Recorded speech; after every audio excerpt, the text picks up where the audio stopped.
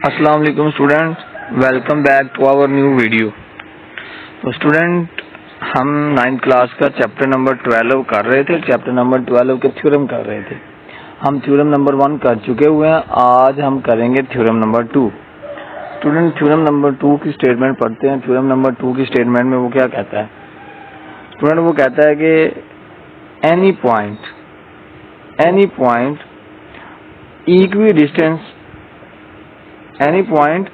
equidistant from the end point of the line segment। आपके पास एक line segment है, ठीक है। तो आपने क्या किया हुआ है, आपने कोई भी एक पॉइंट ले लिया, ठीक है। वो कहता है कि वो जो पॉइंट आपने लिया हुआ वो ए और बी से वो इक्वी डिस्टेंस के ऊपर है, यानी कि आपने ए बी कोई भी एक लाइन सेगमेंट ली, ठीक है, और आपने कोई भी एक पॉइंट ले लिया। वो जो एक पॉइंट है वो ए से और बी से इक्वी डिस्टेंस के ऊपर है। वो जो लाइन सेगमेंट है उसके जो एंड पॉइंट्स है उससे इक्वी डिस्टेंस के ऊपर है। तो स्टूडेंट, आपने साबित ये करना है कि वो जो पॉइंट है वो आपका राइट बाइसेक्टर के ऊपर वाक़या है, ठीक है। वो आपका जो पॉइंट है वो राइट बाइसेक्टर के ऊपर वाक़या है।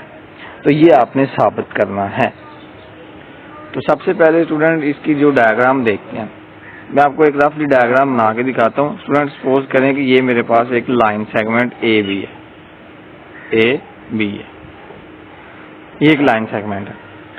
अब हम कोई भी एक पॉइंट ले लेते हैं। ये मेरे पास एक पॉइंट पी है।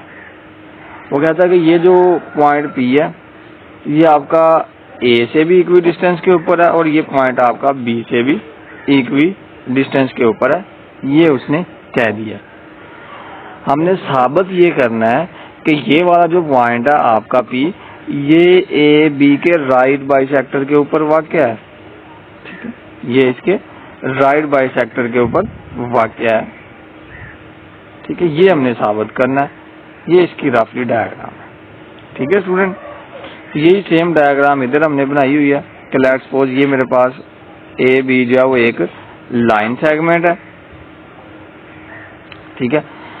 ये हमने कोई भी एक पॉइंट ले लिया पी, ए बी हमारे पास कोई भी एक लाइन सेगमेंट थी, ये हमने कोई भी एक पॉइंट ले लिया ए बी।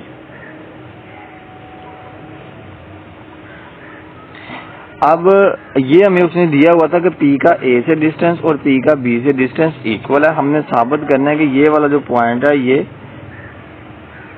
इसके राइट बाइसेक्टर के ऊपर वाक़या है। तो ये हम साबित करते हैं। सबसे पहले जो चीज हमें गिवन है वो लिख लेते हैं। स्टूडेंट, हमें गिवन क्या है ये देखिए। गिवन हमें ये है कि ए बी आपके पास एक लाइन सेगमेंट है। ये हमें दिया हुआ था कि ए बी आपके पास एक लाइन सेगमेंट है, ये दिया हुआ था। और दूसरे उसने ये भी कहा हुआ था कि आपके पास पी कोई भी एक पॉइंट है जिसका ए से डिस्टेंस और बी से डिस्टेंस इक्वल है। तो यही हमने लिखा हुआ कि P point is such that कि पी का ए से डिस्टेंस और पी का बी से डिस्टेंस आपस में बराबर है। ये हमें गिवन था। जो हमें गिवन था वो हमने लिख दिया। अब हमने साबित क्या करना है स्टूडेंट? हमने साबित ये करना है कि ये जो पॉइंट पी हमने लिया हुआ ये आपका जो है वो ए बी जो है उसके राइट बाइसेक्टर के ऊपर वाक़या है। ये हमने साबित करना है। मतलब हमने साबित ये करना है कि पी सी जो है वो परपेंडिकुलर है किसके ऊपर? ए बी के ऊपर। स्टूडेंट, ये हमने साबित करना है कि पी सी जो है वो परपेंडिकुलर है ए बी के ऊपर। ये हमने साबित करना है। तो हम ये लिखेंगे कि point P is on the right bisector of A B. आप ये भी लिख सकते हैं। और पी सी परपेंडिकुलर है ए बी के। हमने ये साबित करना है। Point P is on the right bisector of A B. अब हमने कंस्ट्रक्शन क्या की थी? जस्ट हमने कंस्ट्रक्शन ये की थी कि ये जो पॉइंट पी है इसको हमने ए बी के मिड पॉइंट के साथ मिला दिया था। इस पॉइंट पी के को जब हमने ये मिड पॉइंट है जी ए बी का विच इज सी, इसके साथ हमने मिला दिया था। तो यही मैंने लिख दिया, join P with C, this is the mid point of A B, ठीक है। हमने पी को ए बी के मिड पॉइंट के साथ मिला दिया। स्टूडेंट, चलते हैं आप हम अपने प्रूफ की तरफ। तो प्रूफ में स्टूडेंट हमने क्या करना था? स्टूडेंट, प्रूफ में हमने स्टेटमेंट्स देनी थी और रीजन देनी थी।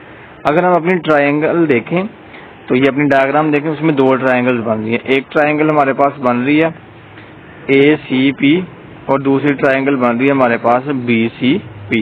इसी के अंदर ये एक ट्रायंगल बन रही है ACP और दूसरी बन रही है BCP। ये BCP और एक बन रही है ACP। तो स्टूडेंट अगर इसी ट्रायंगल में मैं ये चीज साबित कर दूं, अगर इस ट्रायंगल में मैं ये चीज साबित कर दूं कि मेरे पास एक ट्रायंगल की तीनों साइड दूसरी ट्रायंगल की तीनों साइड के इक्वल है, तो वो दोनों ट्रायंगल्स मेरी क्या हो जाएंगी, आपस में इक्वल हो जाएंगी। तो कुछ ऐसा करने की कोशिश करते हैं कि एक ट्रायंगल की तीनों साइड्स को दूसरी ट्रायंगल की तीनों साइड्स के इक्वल प्रूव करते हैं। स्टूडेंट देखें, इसमें पहला ये था कि हमें ये पता है, हमें ये गिवन है कि P का A से डिस्टेंस और P का B से डिस्टेंस आपस में इक्वल है। तो ये पहली चीज हमें पता थी, तो ये पहली चीज हमने लिखी है कि P का A से डिस्टेंस और P का B से डिस्टेंस इक्वल है, ये हमें चीज गिवन थी। ठीक है। दूसरी स्टूडेंट ये PC जो है वो परपेंडिकुलर था AB के ऊपर। अब PC परपेंडिकुलर है AB के ऊपर, तो इसका मतलब है कि ये जो PC है ये दोनों की कॉमन साइड है, इस ट्रायंगल की भी इस ट्रायंगल की भी। तो दूसरा हमने स्टेप यही लिखा हुआ है कि PC किसके इक्वल है, PC के, यानी कि PC कॉन्ग्रुएंट है PC के, तो ये हमारी दोनों की कॉमन साइड है। ये दूसरी साइड पर प्रूफ होगी स्टूडेंट। अब तीसरी साइड देखते हैं स्टूडेंट। जब हमने PC को परपेंडिकुलर किया AB के, ठीक है, PC को परपेंडिकुलर किया AB के, तो फिर क्या हुआ, फिर जितनी साइड ये बनी उतनी ही साइड ये बनी, क्योंकि PC परपेंडिकुलर हो गया था PC पॉइंट, C पॉइंट जो मिड पॉइंट था AB का, इसलिए A का C से डिस्टेंस और A का और B का C से डिस्टेंस आपस में इक्वल है। और ये काम हमने कहाँ पे किया था, ये कंस्ट्रक्शन में हमने किया था। कंस्ट्रक्शन में हमने खुद की थी कि P को C के ऊपर परपेंडिकुलर किया था, ताकि और इस वजह से A का C से डिस्टेंस और B का C से डिस्टेंस आपस में बराबर हो गए थे। तो इसके आगे आप लिख देंगे कंस्ट्रक्शन। अब ये स्टूडेंट साबित हो गया कि एक ट्रायंगल की तीनों साइड्स दूसरी ट्रायंगल की तीनों साइड्स के इक्वल है। इक्वल साबित हो गया, तो यहाँ से ये साबित हो गया कि वो दोनों ट्रायंगल्स ही हमारी इक्वल है। तो ये हमने साबित कर दिया S पास्टुलेट। तो ये हमने साबित कर दिया एक ट्रायंगल की तीनों साइड्स दूसरी ट्रायंगल की तीनों साइड्स के इक्वल है। तो जब ऐसा हो जाए तो वो ट्रायंगल ही आपस में इक्वल हो जाती हैं। तो ये दोनों ट्रायंगल्स आपस में हो गई इक्वल। अब स्टूडेंट हमने ये तो साबित कर दिया कि दोनों ट्रायंगल्स आपस में इक्वल है। अब हम ये साबित करेंगे कि PC परपेंडिकुलर है AB के ऊपर। इसका मतलब है कि यहाँ पर हम ये साबित करेंगे कि यहाँ पर जो एंगल बनता है वो 90 डिग्री बनता है। एंगल 1 भी 90 का है और एंगल 2 भी 90 का है। तो ये हम साबित करेंगे। अब हमने ये साबित करना है, हमें ये पता है कि स्टूडेंट क्योंकि ट्रायंगल्स आपस में इक्वल है, स्टूडेंट अगर ट्रायंगल्स आपस में इक्वल है तो इनके कोरस्पॉन्डिंग एंगल्स भी आपस में इक्वल होते हैं। तो इसका मतलब है कि एंगल 1 इक्वल है एंगल 2 के।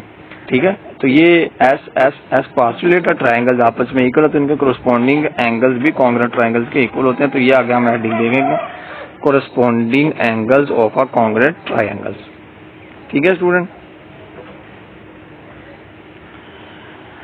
अब हमें पता है कि एक ट्रायंगल में जितने एंगल्स होते हैं उनको सम करें तो आंसर आता है 180 डिग्री। तो स्टूडेंट इसके अंदर हमने दो एंगल्स बनाए हुए थे, एंगल 1 और एंगल 2। हम इन दोनों को सम करेंगे तो आंसर आएगा 180 डिग्री। ये होते हैं सप्लीमेंट्री एंगल्स के अंदरूनी जो एंगल्स होते हैं उनको सम करें तो आपका जो आंसर है वो आता है 180 डिग्री। तो एंगल 1 और एंगल 2 को आपने सम किया तो आंसर आ गया 180 डिग्री। अब हमने ऊपर तो कहा हुआ है क्योंकि एंगल 1 प्लस एंगल 2 से आंसर आ गया 180 डिग्री। अब एंगल 1 और एंगल 2 आपस में इक्वल है तो आप इसकी जगह भी सेम यूज कर लें। Angle 1 plus angle 1 is equal to 180 degree. ये 2 टाइम एंगल 1 आ जाएगा इज इक्वल टू 180 डिग्री आएगा। तो एंगल 1 यहाँ से आ जाएगा, ये 2 डिवाइड करेंगे तो 90 डिग्री आ जाएगा। स्टूडेंट यहाँ से साबित हो गया कि एंगल 1 आपका कितना है 90 डिग्री। अब क्योंकि एंगल 1 और एंगल 2 आपस में इक्वल है, एंगल 1 और एंगल 2 आपस में इक्वल है। जब एंगल 1 इक्वल है जी एंगल 2 के तो यहाँ पर एंगल 1 90 आया, तो आप इधर पुट करेंगे तो एंगल 2 भी आपका 90 आ जाएगा। तो ये भी आपका साबित हो गया कि एंगल 1 और एंगल 2 आपके 90 के इक्वल है। तो ये नीचे आपने लिख दिया कि एंगल 1 और एंगल 2 आपका 90 के इक्वल है। तो ये दोनों एंगल 90 के इक्वल है। तो यहाँ से साबित हो गया कि आपका जो PC है वो परपेंडिकुलर है किसके, AB के। PC परपेंडिकुलर है AB के। ये इस वजह से साबित हुआ एंगल 1 और एंगल 2 की वजह से। तो जब ये साबित हो गया तो इसका मतलब है कि आपकी जब ये परपेंडिकुलर है तो इसका मतलब जितनी साइड ये है उतनी साइड ये। तो लास्ट में हमने ये लिख दिया कि AC कॉन्ग्रुएंट है किसके, BC के। AC और BC आपस में बराबर है। तो यहाँ से फिर आपका ये साबित हो जाएगा कि आपका जो पॉइंट P है वो राइट बाइसेक्टर के ऊपर वाक़ है। मतलब आपका जो PC है वो परपेंडिकुलर है AB के ऊपर। तो स्टूडेंट यही हमने साबित करना था।